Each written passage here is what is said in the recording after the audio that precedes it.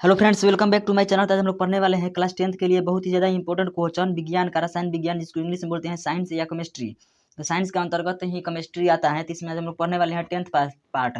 और tenth part में हम लोग आज दूसरा का ये पार्ट है। जैसे कि दूसरा का लेसन है, पहला लेसन हम लोग कर लिए हैं, उसमें 40 क्वेश्चन इंपॉर्टेंट कर लिए। और आज हम लोग 40 नहीं 42 उसमें किए थे, आज हम लोग 43 से करने वाले हैं। तो चलिए आज हम लोग पहला क्वेश्चन देखते हैं। तो आज का हमारा पहला क्वेश्चन है, निम्नलिखित कार्बनिक यौगिकों में कौन सा यौगिक एल्काइन है? तीन में से एल्काइन कौन सा है? तो इसका पहला ऑप्शन है एसिटिलीन, दूसरा है मेथेन, तीसरा है एथिल अल्कोहल, चौथा है क्लोरोफॉर्म। तो निम्नलिखित कार्बनिक यौगिकों में कौन सा यौगिक एल्काइन है? तो एल्काइन कौन सा है? तो एसिटीन है। तो एसिटिलीन इसका सही उत्तर हो जाएगा। ये 44 नंबर क्वेश्चन में दिया गया है कि 44 नंबर बोला गया है कि एथीन के एक अणु में दो कार्बन परमाणुओं के बीच अबंध की संख्या कितनी होती है? तो अबंध की संख्या कितनी होती है? तो यह होती है 2। तो 2 ऑप्शन ए में दिया गया है। तो ऑप्शन ए इसका सही उत्तर हो जाएगा। 45 नंबर क्वेश्चन देखते हैं। तो 45 नंबर क्वेश्चन में दिया गया है, कार्बन यौगिकों में कार्बन की संयोजकता होती है। तो कार्बन यौगिकों में कार्बन की संयोजकता कितनी होती है? तो यह होती है 4। तो ऑप्शन सी में दिया गया है 4। तो इसका सही उत्तर हो जाएगा 4। आगे देखते हैं क्वेश्चन 46 नंबर। तो 46 नंबर में दिया गया है कि मेथेन किसका उदाहरण है? तो मेथेन जो होता है वो किसका उदाहरण होते हैं? तो वो होता है संतृप्त हाइड्रोकार्बन के, असंतृप्त हाइड्रोकार्बन के, एरोमेटिक हाइड्रोकार्बन के, और कार्बनिक यौगिक के। तो मेथेन जो होता है ना वो असंतृप्त हाइड्रोकार्बन होता है। तो ऑप्शन बी में दिया गया है। तो यही सही उत्तर हो जाएगा।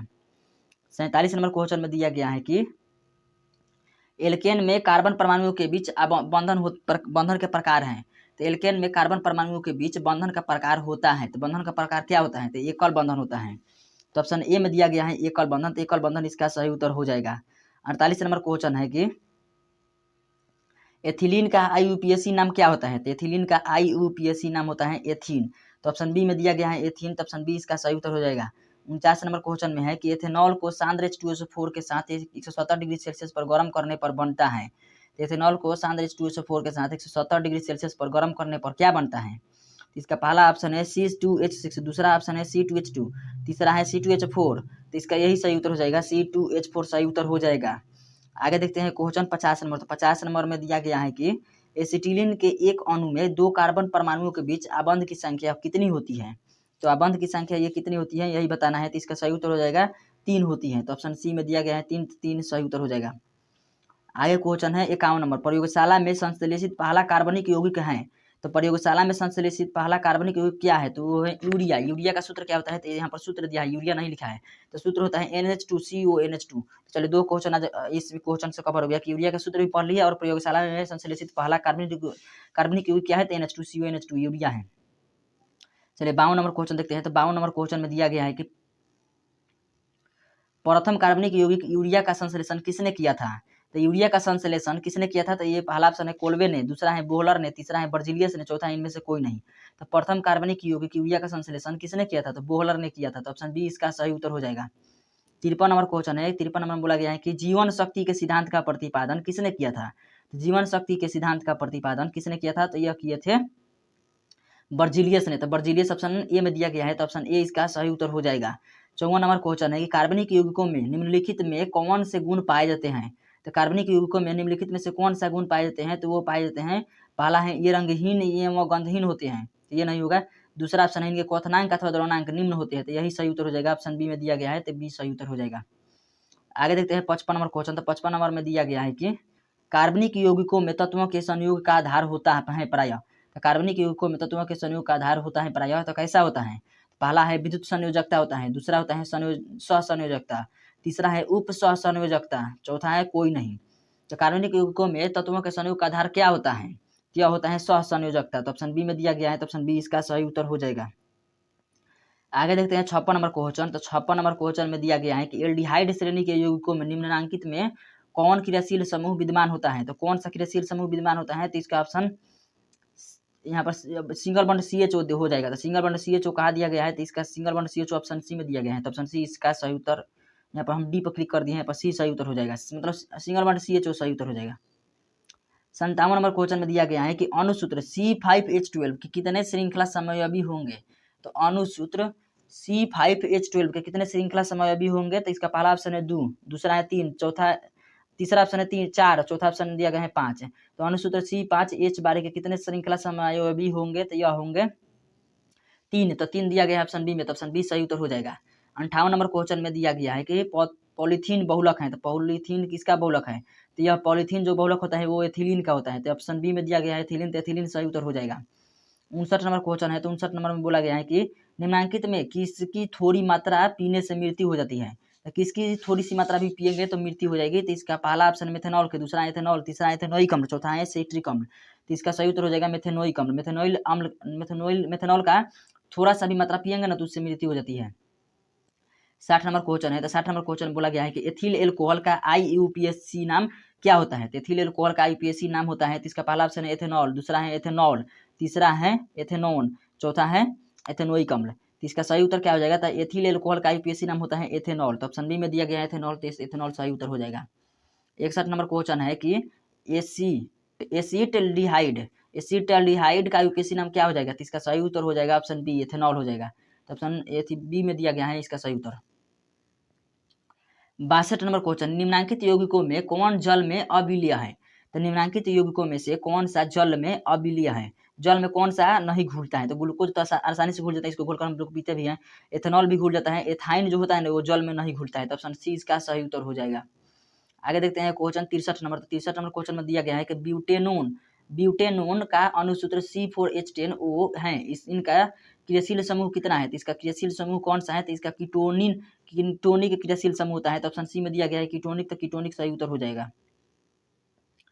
70 नंबर क्वेश्चन है, निम्न में कौन सी गैस धातु वेल्डिंग में प्रयुक्त होती है, तो इनमें से कौन सी गैस धातु वेल्डिंग में प्रयुक्त होती है, तो इसका पहला ऑप्शन है एसिटिलीन, दूसरा एथेन, तीसरा है ब्यूटेन, चौथा है एथिलीन। तो निम्न में से कौन सी गैस धातु वेल्डिंग में प्रयुक्त होती है, तो इसका सही उत्तर हो जाएगा ब्यूटेन। तो ऑप्शन सी में दिया गया है ब्यूटेन, तब सी सही उत्तर हो जाएगा।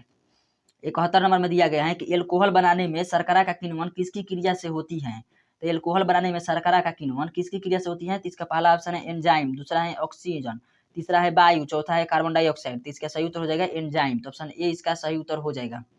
72 नंबर क्वेश्चन में दिया गया है कि पावर एल्कोहल में पेट्रोल एवं एल्कोहल की क्रमशः मात्रा होती है, तो पावर एल्कोहल में पेट्रोल एवं एल्कोहल की क्रमशः मात्रा होती है तो कितनी होती है, तो यह होती है 80% से लेकर के 20%। तो इसका सही उत्तर हो जाएगा 80% एवं 20%। मतलब पावर एल्कोहल में पेट्रोल एवं एल्कोहल बता रहा है, तो पेट्रोल कितना होता है तो 80% और एल्कोहल कितना होता है तो यह होता है 20%। 73 नंबर क्वेश्चन में दिया गया है कि हीरा की रचना कहलाती है, तो हीरा की रचना क्या कहलाती है, तो त्रिविम रचना कहलाती है कि दयतकार रचना कहलाती है कि मधुछत्र रचना कहलाती है कि इनमें सभी। तो जो होता है ना ये तीनों रचना कहलाता है, तो तीनों रचना कहलाता है, तो इसीलिए हम लोग को क्लिक करना होगा ऑप्शन डी यानी कि तीनों सभी। 75 नंबर क्वेश्चन है कि एल्काइल मूलक का सूत्र क्या है, तो एल्काइल मूलक का सूत्र होता है CnH2n+1। तो यहाँ पर ऑप्शन बी सही उत्तर हो जाएगा। और इस पहला ऑप्शन किसके लिए होता है, तो पहला ऑप्शन है एल्केन के लिए, और एल्काइल के लिए CnH2n+1 और +2 रहेगा, तो आप लोग ध्यान दीजिएगा कि वहाँ पर एल्केन होगा। अगला है 76 नंबर, तो एल्काइन में कार्बन परमाणुओं के बीच रहता है, तो कार्बन परमाणुओं के बीच क्या रहता है, तो यह रहता है त्रिबंधन। तो ऑप्शन डी में दिया गया है त्रिबंधन इसका सही उत्तर हो जाएगा। 77 नंबर क्वेश्चन है, तो 77 नंबर क्वेश्चन में दिया गया है कि Al4C3 के जल अपघटन से बनता है, तो क्या बनता है, तो Al4C3 से कार्बन के जल अपघटन से बनता है, तो क्या बनता है, तो एथीन बनता है। तो एथीन ऑप्शन डी में दिया गया है, तो डी सही उत्तर हो जाएगा। चलिए आगे देखते हैं 78 नंबर क्वेश्चन। तो 78 नंबर क्वेश्चन है कि निम्नलिखित में किसकी थोड़ी मात्रा पीने से मृत्यु हो जाती है, तो इनमें से किसकी थोड़ी सी मात्रा पिएंगे तो मृत्यु हो जाएगी, तो इसका सही उत्तर क्या हो जाएगा, तो इसका सही उत्तर हो जाएगा मेथेनॉल। ये पहले भी हम लोग पढ़ लिए, ये 2 बार पढ़ लिए इसका। चलिए आगे देखते हैं क्वेश्चन 79 नंबर। तो 79 नंबर क्वेश्चन में दिया गया है कि निम्नलिखित में किसको सांद्र H2SO4 के साथ 443 केल्विन ताप पर गर्म करके एथीन बनता है। तो मतलब कि किसको गर्म करने पर H2SO4 के साथ गर्म करेंगे। देखिए सबसे पहले मैं इसको आराम से बता रहा हूँ क्या होगा, किस तरह से क्वेश्चन है, मतलब कि पूछा रहा है किसमें से, इसमें 4 ऑप्शन है ना, तो क्या चारों में से बताना है कि किसको H2SO4 के साथ गर्म करेंगे 443 केल्विन पर, तो यह एथीन बनाएगा। तो एथीन किसको गर्म करेंगे तो बनाएगा, तो यह बनाएगा CH3CH2OH को, तो इसको गर्म करना पड़ेगा तब एथीन बनाएगा। 80 नंबर क्वेश्चन है कि निम्नलिखित में कौन सी गैस धातुओं को जोड़ने में प्रयुक्त होती है, तो गैस इनमें से कौन सी है जिसको धातुओं को जोड़ने के लिए प्रयुक्त की जाती है, तो इसका सही उत्तर हो जाएगा एथाइन। तो एथाइन कहाँ दिया गया है, तो ऑप्शन ए में दिया गया है, तो ऑप्शन ए इसका सही उत्तर हो जाएगा। अगला क्वेश्चन है कार्बन द्वारा बनाए जाने वाले आबंधों की प्रकृति होती है, तो कार्बन द्वारा बनाए जाने वाले आबंधों की प्रकृति कैसी होती है, तो इसका पहला ऑप्शन है आयनिक, दूसरा है सहसंयोजक, तीसरा है उप सहसंयोजक और चौथा इनमें सभी। तो दोस्तों कार्बन द्वारा बनाई गई जाने वाले आबंधों की प्रकृति कैसी होती है, तो ये इसका जो होता है ना 4 होता है, क्या होता है 4 इसका, तो 4 होता है इसके संयोजकता। तो संयोजकता जिसका 4 होता है ना, वो सहसंयोजक करता है। सहसंयोजक मतलब कि जैसे 4 को ले ले लेता है और या 4 को दे देता है और इसी तरह से अपना बंध बनाता है। तो इसीलिए इसको 4 सहसंयोजकता के कारण ही सहसंयोजक इसका क्या हो जाएगा, तो 4 हो जाएगा। तो यहाँ पर क्या पूछा है, कार्बन द्वारा बनाए जाने वाला बंधों की प्रकृति कैसी होगी, तो सहसंयोजक हो जाती है। चलिए आगे देखते हैं क्वेश्चन 81 हो गया 82 नंबर। तो 82 नंबर में दिया गया है कि कार्बन परमाणु को अपने अष्टक पूरा करने के लिए कितने इलेक्ट्रॉन की आवश्यकता होती है। जैसे इसको अष्टक पूर्ण करने के लिए 4 की आवश्यकता होती है, जैसे कि इसके पास 4 होता है और 4 की आवश्यकता होती है, तो ऑप्शन सी इसका सही उत्तर हो जाएगा। आगे देखते हैं क्वेश्चन 83 नंबर। 83 नंबर क्वेश्चन में दिया गया है कार्बन के 2 प्रमुख अपरूप कौन सा है। तो कार्बन के मुख्य रूप से 2 प्रमुख अपरूप है, तो क्या है, तो ये हीरा और ग्रेफाइट है। और दोस्तों आगे जैसे कि आप लोग आगे बढ़िएगा ना, जैसे पॉलिटेक्निक की तैयारी कीजिएगा और आईटीआई की तैयारी कीजिएगा, तो वहाँ पर और भी पढ़ना है। जैसे कार्बन का 3 अप्रूप होता है, तो तीनों पढ़ना है। तो यहाँ पर आप लोग 10th और 12th में आराम से 2 अप्रूप याद कीजिए, हीरा और ग्रेफाइट, और दिमाग पर ज़्यादा जोर मत दीजिए, दोनों से आप लोगों का काम हो जाएगा। तो दोस्तों आज के लिए इतना ही। वीडियो देखने के लिए धन्यवाद। अगर आपको कोई भी वीडियो नहीं मिल रहा होगा ना, तो वीडियो का डिस्क्रिप्शन खोलिए, वहाँ पर आदर्श बैच का कोई वीडियो चाहिए तो वहाँ पर क्लिक कीजिए, आराम से देखिए। चलिए दोस्तों आज के लिए इतना ही। वीडियो देखने के लिए धन्यवाद। Thanks for watching this video.